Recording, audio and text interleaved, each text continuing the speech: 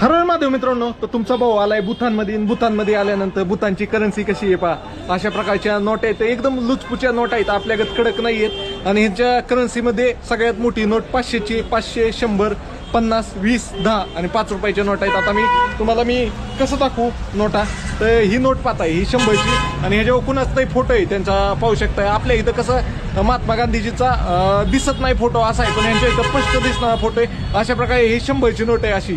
आणि त्याचबरोबर आपल्याकडं 50ची नोट पण आहे आणि 10ची, 20ची पण नोट आहे. ह्याचे फोटो मी वरती टाकल मित्रांनो.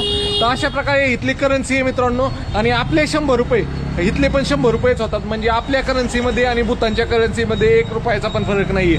आपण जर 100 रुपये दिले तर त्यांचे 100 रुपये आपल्याला भेटतात. जसे आपण नेपाळमध्ये आपले 100 दिले की आपल्याला नाही 160 रुपये भेटत होते, तर आता भूतानच्या आणि आपल्या करन्सीमध्ये काही फरक नाहीये. अशा प्रकारे आहे. तुमचा भाऊ भूतानला आलाय, ती पण पॅशन प्रो गाडी घेऊन. ही पाहू शकता आपली पॅशन प्रो गाडी. तर मित्रांनो काय नाही करायचंय, तुमच्या भावाला फॉलो करायचंय, लाव पॅशन प्रो सारखी गाडी घेऊन. बारामती महाराष्ट्र MHचा नंबर आहे भाऊ, इथली कुठली गाडी नाहीये वेस्ट बेंगॉल वेगळची.